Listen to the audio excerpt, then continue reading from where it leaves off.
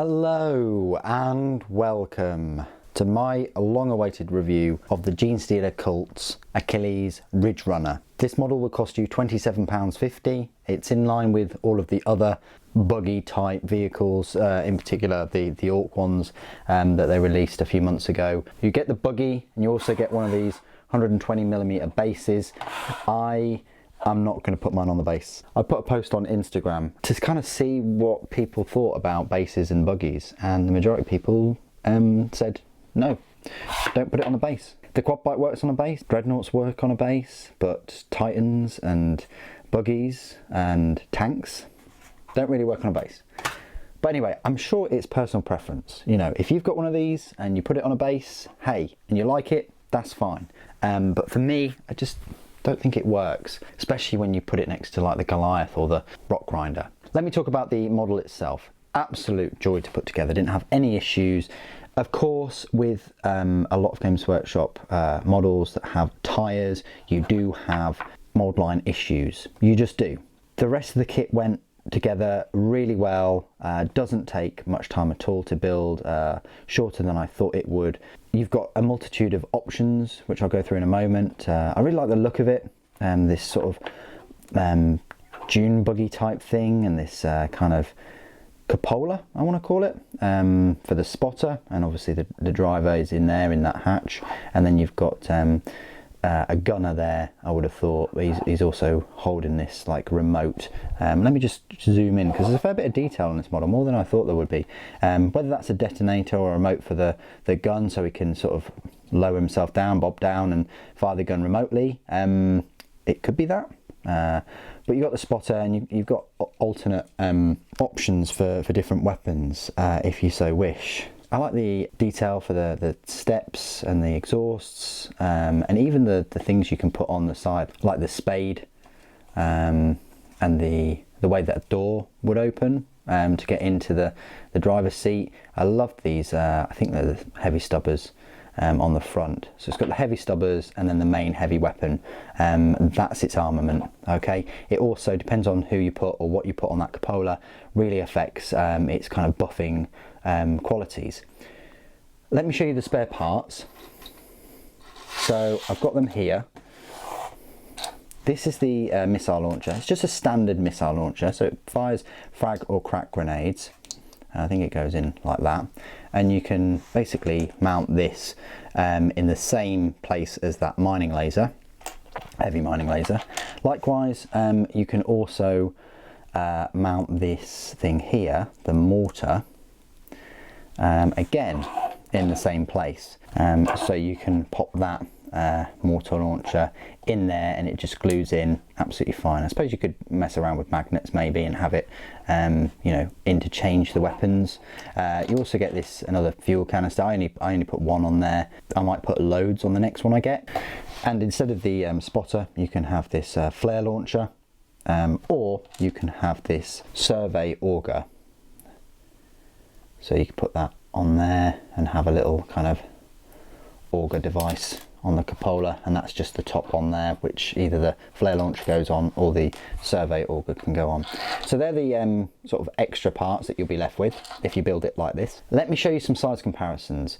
So you probably want to know how big it is next to the quad bike, which I've got here, and I have got him on the base because then he fits better with the bikes. But as you can see, he's a fair bit bigger than the quad bike, probably double the size, I want to say. 1, 2, yeah, double the size. And it's difficult to say, but yeah, probably 4 times you can fit one of these in. So, you know, it's a bit bigger than I thought, the Ridgerunner, which is great. But that's his size compared to that. Next to the Jackal Alphas, they go really, really well, I think, these models. You know, all of these bikers and quad bikes and buggies, I think they go really, really well. Next to the Magus, who's a tall model. Look how tall she is. She's almost as tall as the the spotter there that's in a vehicle. It's crazy how tall she is. She could quite easily just put her foot on there and walk over that. She's on a mission. Next to a couple of Imperial models, we've got here Space Marine Hero. There you go, so maybe the Space Marine is quite adequately sized actually compared to one of these vehicles. He could definitely do a fair bit of damage to that vehicle. And then an Intercessor is much, much bigger, as you can see. Almost as tall, but not quite, compared to the Ridgerunner. So I hope those size comparisons helped. This is my part of the review where I will go through all of the rules for the Ridgerunner. You'll find them in your brand new 8th edition Genestealer Cults Codex under Fast Attack. It's a power points cost of a 4 and a match play points cost of 50. You are going to have to pay for the heavy stubbers, which are only 2 points each. That's another 4 points. The heavy mining laser, which mine has equipped, which is another 25 points, so that's quite pricey. That's half the price of the vehicle itself. And the flare launcher. Well, mine's got the spotter, which is 5 points, but if you wanted the flare launcher, that's 5 points, and the auger array is 5 points. So it doesn't matter which one you take, it's going to cost you an extra 5 points on top of that. Mine will cost 84 points, because it's 50 for the model, 25 for the heavy mining laser, 4 points for the heavy stubbers, and then an extra 5 points for the spotter. That's quite a fair amount of points, 84 points. Let's go through its stat line. So its movement speed is 14 inches. That's great. It means it can keep up with those Attilan Jackals, and it puts it at the fastest unit in the army. It will be racing in support of your dirt bikers and your quad bikes. It's faster than the Goliath truck and the Chimera as well. So it's right up there with the fastest unit for the army. Its weapon skill is 6+. Okay, that's quite poor. Its ballistic skill is 4+. Again, that's not the best, but you know, mirrors the other units. Strength is 5, that's great. Toughness is 5.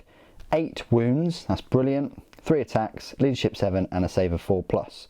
Not too bad. I mean, that's 1 less than the Goliath and for the strength, and 1 less for the toughness as well. And the Goliath also has 10 wounds. The unit contains 1 Achilles Ridgerunner. It can include 1 additional Achilles Ridgerunner for a power rating of +4, or 2 additional Achilles Ridgerunners for a power rating of +8. Each model is equipped with 2 heavy stubbers, a heavy mining laser, and a flare launcher. So the heavy mining laser, the main weapon on my Ridgerunner that I've equipped it with. Its range is 36, but remember its movement is 14, so you do have an effective range there of 50 inches. It's a heavy D3, statistically you're going to get 2 or more shots, and its strength of 9, AP -3, and damage D6. It's essentially a 36-inch range las cannon, but with up to 3 shots and a shorter range. You can choose to exchange that heavy mining laser for either the heavy mortar or the missile launcher. Now the heavy mortar is a 48-inch range, heavy D6, strength 5, AP -1, and a damage of 1.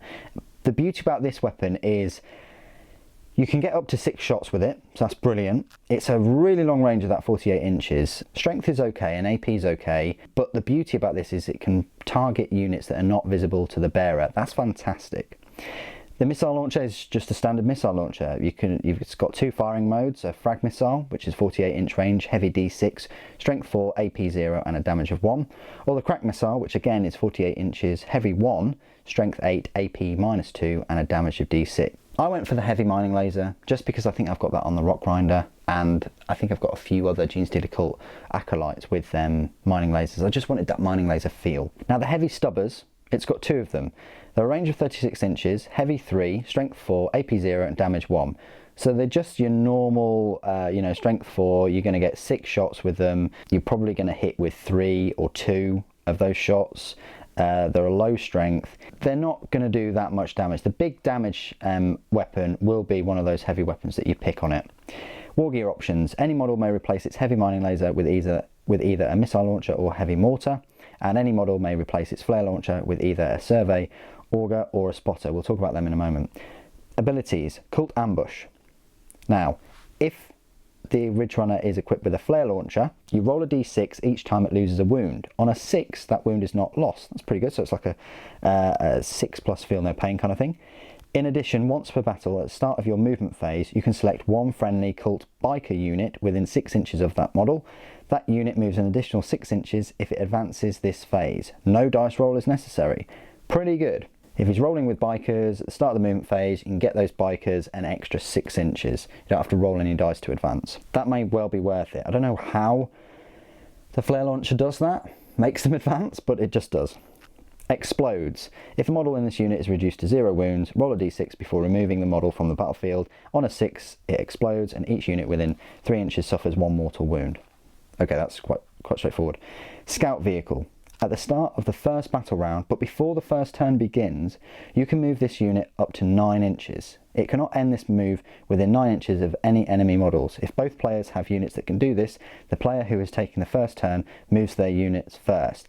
That's incredible, and I hope it's not an overlooked ability, because to move this Ridgerunner 9 inches before that first turn, say you move 9 inches and then the next turn you move 14 inches, you want to use that heavy mining laser because then you've just covered 23 inches, so essentially effective range from round 1 of 59 inches. Brilliant. The survey auger then. Units do not receive the benefit of cover to their saving throws for attacks made by a model with a survey auger. That's pretty good. Excellent to combine that with the heavy mortar, so you don't get the cover saves. But also, you could use it with a heavy mining laser. If you've got a dug-in unit, you don't want them to get cover saves, use it with that. But I chose the spotter.